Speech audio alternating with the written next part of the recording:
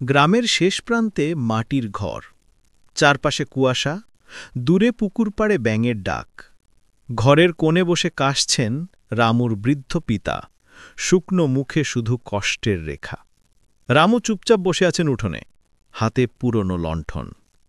ভেতর ঘর থেকে স্ত্রী সীতা হাঁড়ির ঢাকনা নামিয়ে রাগী কণ্ঠে বলে উঠল, তুমি বলো রামু, এইভাবে কতদিন চলবে? তোমার বাবার জন্যে ঘরে শান্তি নেই, খাওয়ার অভাব, ঘুমের অভাব, আমি একা কটা সামলাব? রামু মাটির দিকে তাকিয়ে থাকে, নিঃশব্দে বলে, সে আমার বাবা সীতা, আমি ওনাকে কষ্ট দিতে পারি না। সীতা বিরক্ত হয়ে এগিয়ে এলো, চোখে জল টলমল করছে। আমি কি কষ্ট দিতে বলছি রামু? আমি শুধু বলছি আমাদের আর পারা যাচ্ছে না। তুমি সারাদিন মাঠে কাজ করো, আমি ঘরে সারাদিন খাটি, তবু ঘরে হাসি নেই, শান্তি নেই। রামু নরম গলায় বলল, তুমি চাও আমি কি করি? সীতা একটু থেমে বলল, তুমি কাল বাজারে গিয়ে একটা ডুলি কিনে আনো, ভোরবেলা তোমার বাবাকে জঙ্গলে রেখে এসো। সবাই এখন তাই করছে, কেউ আর বুড়ো বাবা মায়ের বোঝা টানতে চায় না। রামু থমকে গেল, মুখের রং ফ্যাকাশে হয়ে গেল। নীরবে ঘর ছেড়ে বাইরে চলে গেল।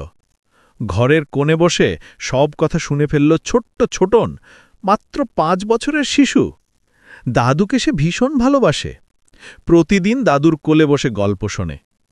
আজ সে জানে না কেন বুকের ভেতরটা হঠাৎ কেঁপে উঠল। রাতের গভীরে বৃদ্ধ বাবা কাশতে কাশতে বললেন, বাবা, আমি বোঝা হয়ে গেছি জানি, আমি চাই না তোর সংসারে অশান্তি হোক। রামুর চোখে জল এসে গেল।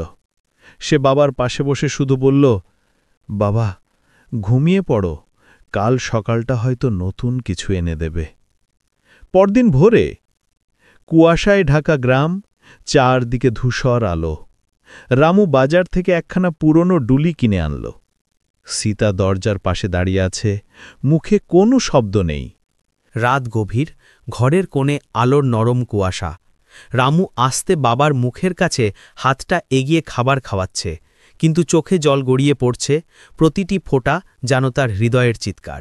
আজকের এই রাতের শেষ মুহূর্তে তাকে জঙ্গলে ফেলে আসতে হবে, সেই চিন্তায় তার বুক ভারী।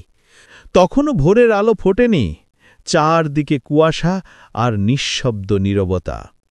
রামু নিঃশব্দে বাবার ঘরে ঢুকল। কুপিবাতির ম্লান আলোয় দেখা গেল বৃদ্ধ বাবা শান্ত মুখে ঘুমিয়ে আছেন। বুকটা হঠাৎ কেঁপে উঠল রামুর।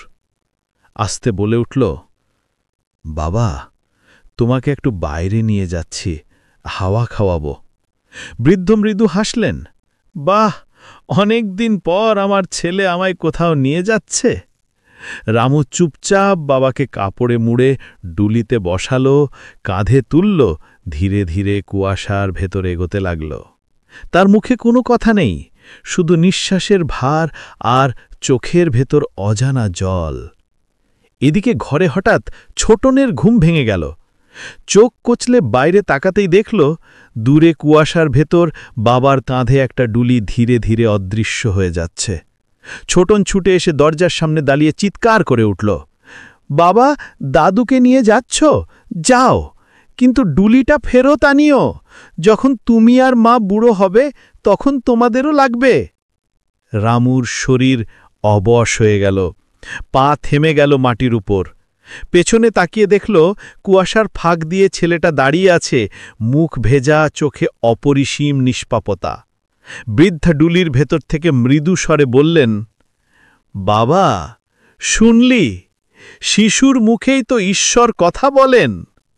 রামু কাঁদতে কাঁদতে ডুলি নামালো, বাবার পায়ে পড়ে কাঁদতে লাগল, বাবা, আমি বড় পাপ করতে যাচ্ছিলাম, আমায় ক্ষমা করো।